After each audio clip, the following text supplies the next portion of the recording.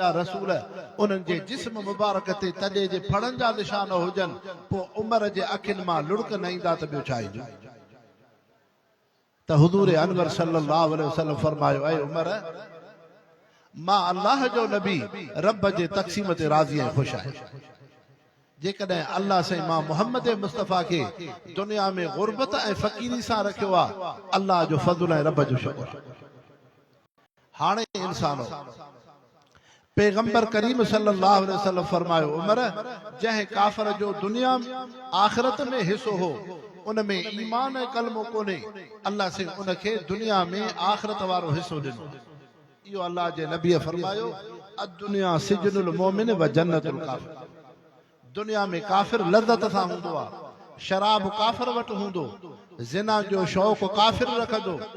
लिबास पोशाक जूं आसाइशूं काफ़िर वटि हूंदियूं दुनिया जी हिर्स हवस रेत फेत उन काफ़िर वटि हूंदी लेकिन मुसलमान खे इन शइ ते नाहे रखणो बल्कि अद्दुनिया सिजनुल मोमिन ऐं मोमिन जे लाइ दुनिया क़ैद खानो आहे अल्लाह जे रसूल फरमायो मोमिन जूं टे निशानियूं आहिनि इल्लतिन क़िल्लतिन ज़िल्लतिन या उनखे का न का बीमारी तकलीफ़ हूंदी आहे इहा बि मोमिन जी निशानी या बेदीन बद अख़लाक इंसान उन दीनदार खे तकलीफ़ूं ऐं टोक टठोल कंदा इहा बि मोमिन जी निशानी आहे या फरमायो क़िल्लतिन उनखे गुरबत ऐं सादगी जी ज़िंदगी हूंदी इहा बि मोमिन मुसलमान जी निशानी तंहिंजे करे मुसलमानो अल्लाह रब्बुल इज़्ज़त तव्हां असांखे जेका ईमान जी दौलत ॾिनी आहे निमाज़ जी दौलत ॾिनी आहे क़ुरान जी दौलत ॾिनी आहे उलमा जी सोहबत ॾिनी आहे मदारिस ऐं दीन सां अल्लाह सां जोड़ियो आहे इहा रब जी वॾे में वॾी नेमत आहे इहा अल्लाह जी वॾे में वॾी नेमत आहे इन नेमत ते जेतिरो शुक्र कजे उहो थोरो आहे जेतिरो शुक्र कजे उहो थोरो आहे त इंसानो तव्हां असांजा मुर्शिद मुरब्बी हज़रत हमादुल्लाह हाले जी बि नवर अल्लाह मरकदहु ख़िदमत में आलिम दीनदार आया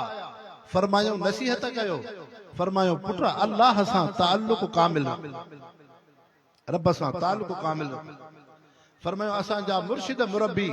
हज़रत साईं मोहम्मद राशिद रोज़े धणी रहमहुल्लाह हज़रत साईं मोहम्मद राशिद रोज़े धणी इनखे रोज़े वारो इन जे करे चइबो आहे मुसलमानो जॾहिं ॼमिया हा त रमज़ान में अमड़ जी थञु न वठंदा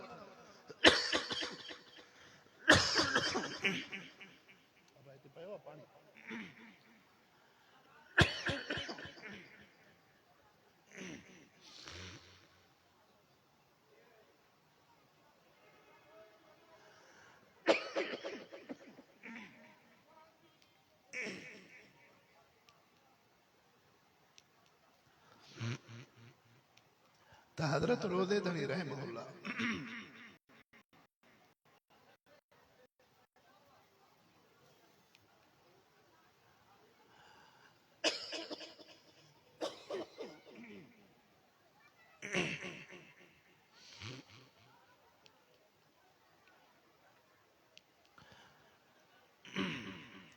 त मुसलमानो अर्ज़ पियो कयूं